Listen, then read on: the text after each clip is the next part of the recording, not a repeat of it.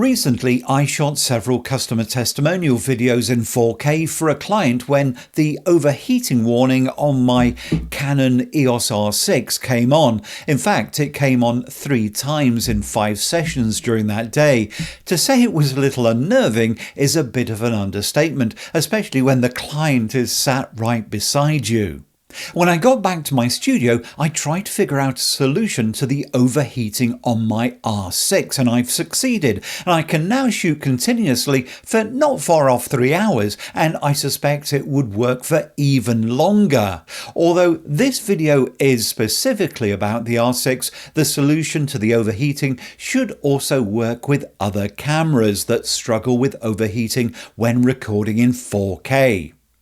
Now, I was shooting 4K on my Canon R6 at a very ordinary frame rate of 25 frames per second. I wasn't even shooting at 60 frames per second, which would have been very much more taxing on the camera. Fortunately, each session was about half an hour long, so I got away with it. But it was nail-biting stuff to be partway through an unscripted interview, not knowing whether the camera would quit on me before the end of the take. Fortunately, I was lucky on this occasion. I knew that with the original R6 firmware that 4K overheating was an issue, and that Canon had released updates to try and lessen the problem. Hadn't completely gone away, but it had improved the situation. Now, I'm currently using firmware version 1.9.0, the latest one, so I wasn't expecting my camera to overheat. I thought I'd have much longer to record, especially since I work in Scotland, which isn't exactly renowned as a hot country. Even so, when I got back to my studio, I ran some tests. The first thing that I did was to try and replicate the overheating problem. Now, to make sure that it did overheat, I set the video quality to as high as possible. That's 4K 60 frames per second. And because the R6 has a 30-minute recording limit, I restarted the recording by pressing the shutter button immediately after the 30-minute recording automatically stopped. Now, I only needed to restart the recording once because the overheating warning came on and the camera shut down after a total recording of about 40 minutes, even though that the room temperature was only 19 degrees centigrade. That's about 66 Fahrenheit. So if we want to prevent that overheating, or at least reduce it, we need to think about where is that heat coming from. Well, first, there's heat from the environment. That's the ambient air temperature and heat absorbed from direct sunlight. Obviously, if I shoot outdoors at a hot and sunny location, it'll be worse than recording indoors, like here in Scotland. Next, there's the heat generated by the camera's electronics, like the image sensor, processor, the display, and even the memory cards when data is written to them. And lastly, there's the battery, like this one that I use in my R6 camera. Now, you may have noticed that when you charge a lithium-ion battery, then it feels warm, but it also happens when you discharge the battery. Now, if you look at the Canon R6, just like the original R5, it doesn't have any active cooling air vents, so heat will build up inside the camera body. It's that heat that raises the camera temperature and causes the camera to overheat and switch off. So what can we do? Well, we can't lower the ambient temperature unless we're in a room with air conditioning, but I suppose we could shade the camera if we're in bright sunshine, but realistically, I'm not going to put a shade over the camera. So we need to keep the camera cool in another way, or avoid heat being generated in the camera in the first place. Well, first off, to prevent heat being generated by the screen and by data being written to the SD card, I could use an external field monitor and recorder like an Atomos Ninja 5, but I don't want to spend several £100 or dollars. In fact, my budget is about £100.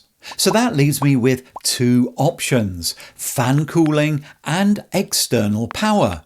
For the cooling fan, I opted for the ULANZI CA25 fan on Amazon for about £30. It fits onto most cameras with a flip out screen, so it should work with many other cameras and not just the Canon R6. If you have a different camera, I'll put a list of compatible cameras in the description down below, along with the best deals that I've found on Amazon. The fan has a built-in rechargeable battery that gives you 70 minutes of usage on high speed or 85 minutes on low speed, but really I recommend using the USB power option to connect to a power bank because the fan speed seems to drop a little bit as the battery discharges. The fan also has a digital display that not only shows the fan speed mode, but more importantly, the temperature at the back of the camera. When I tested my R6 recording at 4K 60 with the cooling fan fitted, instead of overheating and shutting down after 40 minutes, it actually managed to keep on going. Although the overheating warning did appear at 40 minutes, the camera continued recording for 1 hour and 11 minutes, and the fan display showed that camera temperature had peaked at 26 degrees centigrade at about 10 minutes before shutdown. Although that's really good, I'm excited to say that we can actually do much better than that by using the cooling fan and an external power source. That way the camera's batteries don't end up dumping that heat into the camera body as they discharge. Now, I've got lots of these Powerextra MPF 960-970 replacement batteries. Each of these has a capacity of 8,800 milliampere hours. Now, that's about 4 times the capacity of the LP-E6NH. To use the MPF battery with my camera, I've got the SMALLRIG power supply kit. It includes all that I need to power the camera from the MPF battery, and that includes the MPF battery adapter plate that will hold the battery, a dummy battery and cable that fits an R5 or R6, although it also fits my original EOS R that I'm recording this video on, and I guess it will also fit any other camera that uses the LPE6 type battery. The kit also includes an L bracket that goes onto the camera, and then you would screw the adapter plate onto the side of the bracket. Now, the bracket isn't essential. You could just put the adapter onto your camera rig if you've got one, or you can jerry rig some kind of a holder or adapter. If you don't want to get the SMALLRIG power kit, you can get all of these parts separately. For instance, you might already have an L bracket or a camera rig and don't need this. But I'm using the SMALLRIG power kit because I've already got it. However, I have found the MPF battery plate adapter and an LPE6 dummy battery for under £70 on Amazon. So the fan and the necessary parts cost around £100. Now, I'm not including an MPF battery since I've got several of these already in my gear and I don't need any more. But if you do need to buy them, I found that you can get 2 of these Powerextra MPF 970 compatible batteries and a charger for just £43 on Amazon.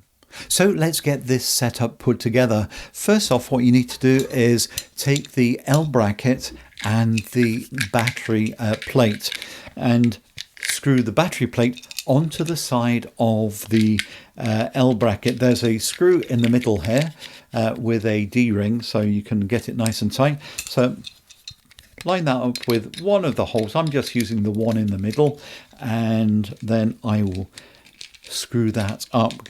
Excuse me for a minute whilst I do that. It's a bit fiddly. I like to have the battery plate so that the prongs are at the bottom because there's a nice little end stop there as well that will stop the battery slipping. Now, I know that there's a lock at the top here which would stop the battery, but if you have it this way round, it will secure the battery, keep it in place, and no risk of it falling off. But to also make sure it doesn't fall off, make sure that the screw is nice and tight. Once you've got the battery plate onto the L bracket, just set it aside for a moment. Don't put it onto the camera just yet, and that's because we need to put the dummy battery into the camera. Open up the battery compartment, take out the original LPE6NH battery and slip the dummy battery in. Now the first thing that you'll notice is the dummy battery won't go all the way in because the cable is stopped by the edge of the battery compartment, nor can the battery cover close.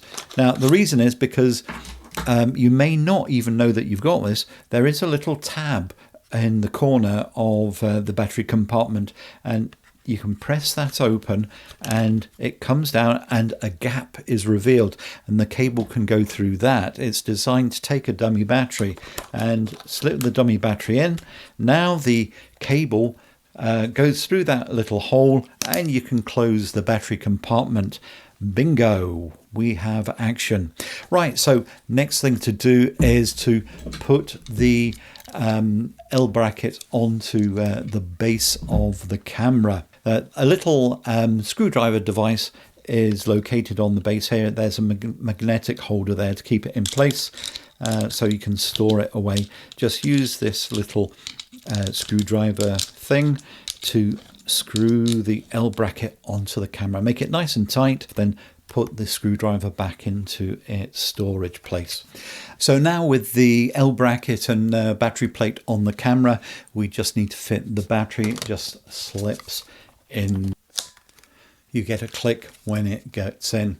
Now we need to connect the dummy battery to the battery plate. There are two sockets on here.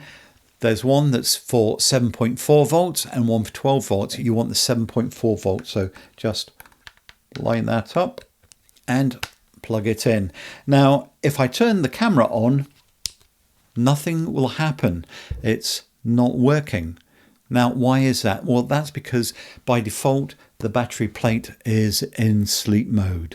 So there is a button here, a red button, and you want to press that for 3 seconds and then it will wake up. There you go. And the lights come on and you can see that everything's lit up on the back and the screen is working. So now that we've got the battery connected to the camera, the next thing is to get the fan on. So open up the screen and using the sprung end of the fan, that side, pop that into the left, push it in and release it, and that stays in place.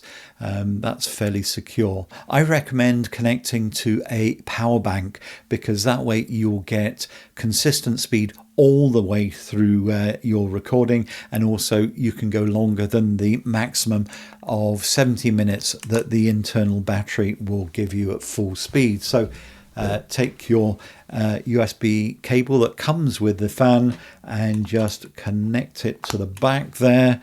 Make sure your power bank is switched on, and then one press will turn the fan on to low speed, that's mode 1, and another press puts it into high speed, that's mode 2. And can you hear that there? So now we're actively cooling the back of the camera, and none of the heat produced in the discharging battery is going to be dumped into the camera body because it's outside the camera and off to the side. Furthermore, the plastic dummy battery inside isn't going to hold on to heat in the same way that the mass of the LPE6NH battery does. So what difference will this make? First off, the fan and battery combination provided stable performance of my Canon R6 camera, which of course is an important consideration, and the overheating warning light didn't come on at all. The camera continued to record for a total of 2 hours and 44 minutes. Now, that's not because the camera overheated, it stopped because the SD card was full, and I couldn't record any longer. In that time, the indicated temperature on the cooling fan rose to 21 degrees centigrade or Celsius. That's significantly below the 26 degrees Celsius that caused the camera to close down when I was just using the cooling fan. So with the fan and external power, I shot for almost 2¾ hours. But considering the very slow increase in temperature and the then almost stable 21 degrees centigrade running temperature, I suspect that I could have continued to go on recording for a few hours longer. Seemingly the only limiting factors would be the SD card capacity and the battery life of the MPF 970 battery. But hold on, I should say that in this final test I was shooting inside and the room temperature was about 20 degrees Celsius because the central heating had actually come on. But in my work I wouldn't anticipate having to record non-stop for so long. My only concern about this setup might be about fan noise being picked up by the microphone, but only if you're going to be using the internal microphones on your camera. It's probably not going to be an issue if you're going to use a video mic on top of a camera like this, or a microphone in front of you that's away from the camera. But let's try this out and see what it sounds like. I've now got the fan running at high speed on my R6 camera and it's about a metre away from my mouth, and I'm recording using the camera's internal microphone. How does the audio sound? Let me know in the comments below. And now I'm recording with a video mic mounted on the camera. In this case I'm using a deity microphone on top of the camera and the fan is at high speed. Can you hear the fan now? But if the fan is on the back of the camera that's a little bit of a distance away from you and you're using a microphone close up to you, so at the moment I've got the fan on the back of the camera that I'm recording with, so that's about 1.5 meters or 5 feet away from me, and I've got this cardioid microphone in front of me. Can you hear the fan? I can hear it, but I doubt very much if this dynamic microphone is picking it up. I don't think it's going to pick up, but let me know in the comments. What I also think is that you'll like this video over here. Go on, click on that.